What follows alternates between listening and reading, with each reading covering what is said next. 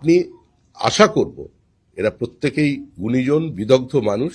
এদের নামের আগে পদত্যাগী, দলত্যাগী বা তৃণমূলী এই শব্দগুলো ব্যবহার করবেন না। বিজেপিতে যোগ দেওয়ার পুরস্কার বৃহস্পতিবার বিকেলেই রাজ্য বিজেপির সভাপতি শ্রমিক ভট্টাচার্যের হাত ধরে আনুষ্ঠানিকভাবে গেরুয়া শিবিরে সামিল হন তারা। আর বিজেপিতে যোগ দেওয়ার কয়েক ঘন্টার মধ্যেই দিল্লির ছাড়পত্র পেয়ে রাজ্যসভার টিকিট পকেটে পুরে নিয়েছেন তিন প্রাক্তন সাংসদ সুখেন্দু শেখর রায়, সুস্মিতা দেব এবং প্রকাশ চিকবড়াই। রাজ্য বিজেপির সভাপতি শ্রমিক ভট্টাচার্যের হাত ধরে এই তিন হেভি ওয়েটের পদ্ম শিবিরে আগমন এবং তার কয়েক ঘন্টার মধ্যেই এমন বড় পুরস্কার প্রাপ্তি নিয়ে হইচই পড়ে গিয়েছে পদ্ম শিবিরের অন্দরেই। দলের পুরনো নেতাকর্মীদের মধ্যে চর্চা তুঙ্গে, ক্ষোভ বেড়েছে নিঃসন্দেহে। আর এই পরিস্থিতিতেই ময়দানে নামলেন রাজ্যের মন্ত্রী তথা প্রাক্তন বিজেপি সাংসদ দিলীপ ঘোষ। সাফ বার্তা, অত মাথা ঘামানোর দরকার নেই। প্রথম কথা হচ্ছে, আমাদের কেন্দ্রীয় পার্টি সিদ্ধান্ত নিয়েছে যেন কোনো কর্মীর এই ব্যাপারে বেশি চিন্তা করার দরকার নেই। বিজেপি রাজ্যের ক্ষমতায় আসার পর থেকেই রাজ্য সভাপতি শ্রমিক ভট্টাচার্য বারবার হুঙ্কার দিয়েছিলেন যে তিনি কোনোভাবেই বিজেপির তৃণমূলীকরণ হতে দেবেন না। কিন্তু তার হাত ধরে এই তিন নেতার যোগদানের স্বভাবতই দলের আদি কর্মীদের একাংশের মধ্যে প্রচ্ছন্ন ক্ষোভ তৈরি হয়েছে। তাৎপর্যপূর্ণ বিষয় হল সুস্মিতা, প্রকাশ চিকবড়াই এবং সুখেন্দু শেখর রায়ের পদত্যাগের কারণেই রাজ্যসভার তিনটি আসনে উপনির্বাচন হচ্ছে। তাদেরই আবার উপনির্বাচনে প্রার্থী করল বিজেপি, অর্থাৎ প্রার্থীরা একই আছেন, কেবল দল বদলে গিয়েছে। প্রশ্ন উঠেছে, নির্বাচনের পর তৃণমূল নেতাদের জন্য বিজেপির দরজা বন্ধ থাকার যে বার্তা দেওয়া হয়েছিল, এই যোগদান কি তার পরিপন্থী? এর জবাবে বিজেপির রাজ্য সভাপতি স্পষ্ট করে দেন যে যারা দুর্নীতিগ্রস্ত বা সিন্ডিকেটের সঙ্গে যুক্ত তাদের জন্য দরজা চিরকালই বন্ধ। তবে এদের যোগদান কোনো বিচ্যুতি নয়, বরং এক বিশেষ ব্যতিক্রম। দলবদলু বা দলত্যাগী কটাক্ষ উড়িয়ে দিয়ে শ্রমিক ভট্টাচার্য সংবাদ মাধ্যমের উদ্দেশ্যে এক বিশেষ অনুরোধ জানান। তিনি বলেন, এরা প্রত্যেকেই গুণীজন ও বিদগ্ধ মানুষ। আশা করা যায় এদের নামের আগে পদত্যাগী, দলত্যাগী বা তৃণমূলী এই শব্দগুলো ব্যবহার করবেন না। এই মুহূর্তে সুখেন্দু শেখর রায়, সুস্মিতা দেব এবং প্রকাশ চিকবড়াই একমাত্র পরিচয়, তারা প্রত্যেকেই বিজেপির একনিষ্ঠ কর্মী। আপনি আশা করব এরা প্রত্যেকেই গুণীজন বিদগ্ধ মানুষ। এদের নামের আগে পদত্যাগী, দলত্যাগী বা তৃণমূলী এই শব্দগুলো ব্যবহার করবেন না। প্রত্যেকেরই একটা অতীত আছে, সাধুরও একটা অতীত থাকে। এই মুহূর্তে সুখেন্দু শেখর রায়, সুস্মিতা দেব, প্রকাশ চিকবড়াইকের একমাত্র পরিচয় তারা বিজেপি কর্মী। শ্রমিক ভট্টাচার্য স্পষ্ট জানান, এটি ব্যতিক্রমী ঘটনা। তৃণমূল নেতাকর্মীদের যোগদানের বিষয়ে যে নীতি তাদের ছিল তা থেকে কোনো বিচ্যুতি ঘটেনি। এক্সেপশন প্রুভস দ্য ল আছে না, ব্যতিক্রম তো থাকবেই, বিচ্যুতি নয়, ব্যতিক্রম। ব্যতিক্রমী ঘটনা, ব্যতিক্রমী চরিত্রের সঙ্গে, সময়ের সঙ্গে দলও নিজেকে খাপ খাইয়ে নেয়।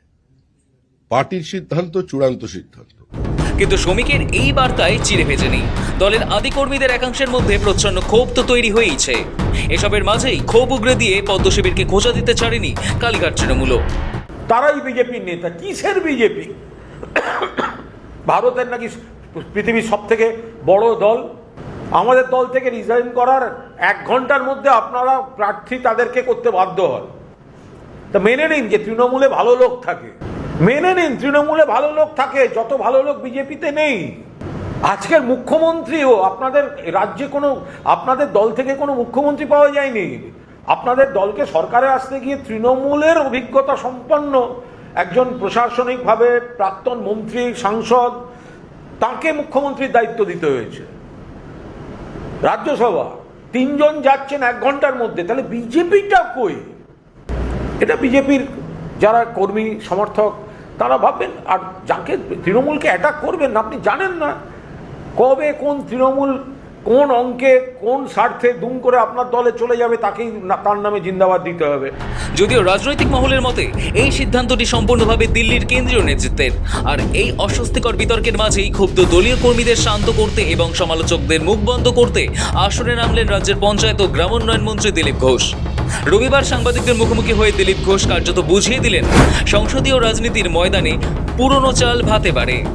অভিজ্ঞতার দাম দিতেই এই 3 প্রাক্তন তৃণমূল সাংসদদের ফের সংসদে উচ্চকক্ষে পাঠাচ্ছে বিজেপি। দলীয় কর্মীদের আশ্বস্ত করে দিলীপ ঘোষ বলেন, অতীতে কে কোন দলে ছিলেন সেই পুরনো কাসুন্দি ঘেটে এখন আর লাভ নেই। এখন নতুন করে কাজের সুযোগ দেওয়া হচ্ছে। তারা এমপি ছিলেন, এমপি হয়েছেন, আমাদেরও প্রয়োজন আছে আমার তাদের বিরুদ্ধে যদি ক্রিমিনাল অফেন্স থাকে, কোনো বেআইনি কার্যকলাপ থাকে, কমপ্লেন করবে গিয়ে থানায়, নেওয়া হবে না। আগে যা নেওয়া হয়েছে তারা ঠিক করে নেওয়া হবে না, পার্টি সাময়িকভাবে সিদ্ধান্ত নিয়ে কাউকে নেওয়া হবে না। কিন্তু রাজ্যসভায় আমাদের লোক দরকার, তারা ঠিক করেছেন যে এমপি থাকতে চান, বিজেপির পার্টি হয়ে সাহায্য করতে চান, মোদিজির কাজে সাহায্য করবেন, উন্নয়নে সাহায্য করবেন, তাকে আমরা স্বাগত করেছি। রাজ্যসভায় বিজেপিও দক্ষ ও অভিজ্ঞ মুখের প্রয়োজন বলে মনে করিয়ে দিয়ে তিনি কর্মীদের উদ্দেশ্যে জানান, যেসব কর্মীরা এটা নিয়ে বেশি মাথা ঘামাচ্ছেন তাদের বেশি ভাবনা চিন্তা করার দরকার নেই, ওটা কেন্দ্রীয় নেতৃত্ব ঠিক বুঝে নেবে। প্রথম কথা হচ্ছে আমাদের কেন্দ্রীয় পার্টি সিদ্ধান্ত নিয়েছে যেন কোনো কর্মীর এই ব্যাপারে বেশি চিন্তা করার দরকার নেই, উন্নয়নে সাহায্য করবেন, তাকে আমরা স্বাগত করেছি। এটা নিয়ে খুব বেশি যারা চিন্তা ভাবনা করছেন, এটা তাদের কাজ নয়, কেন্দ্রীয় পার্টির উপরে ছেড়ে দিন। তাৎপর্যপূর্ণ বিষয় হলো 26-এর ভোটে তৃণমূলের ভরাডুবিতে দল ছত্রভঙ্গ হওয়ার পরপরই রাজ্যসভার 3 সাংসদ সুখেন্দু শেখর রায়, সুস্মিতা দেব ও প্রকাশ চিকবড়াই পদত্যাগ করেন। সাংসদ হিসেবে সুখেন্দু শেখর রায় এবং প্রকাশ চিকবড়াইয়ের 2029 সাল পর্যন্ত মেয়াদ ছিল, সুস্মিতা দেবের মেয়াদ ছিল 2030 সাল পর্যন্ত। তাদের আসনগুলি ফাঁকা হওয়ায় ভোট হবে আগামী 24শে জুলাই। আর তাৎপর্যপূর্ণভাবে 3 জনই ফের রাজ্যসভায় ফিরতে চলেছেন, তবে পদ্ম প্রতীকে। অর্থাৎ এতকাল দিল্লির দরবারে যারা ঘাস ফুলের প্রতিনিধিত্ব করতেন, এবার তারাই গর্জে উঠবেন পদ্ম শিবিরের হয়ে। শফিক চ্যানেলের রিপোর্ট, সময় কলকাতা।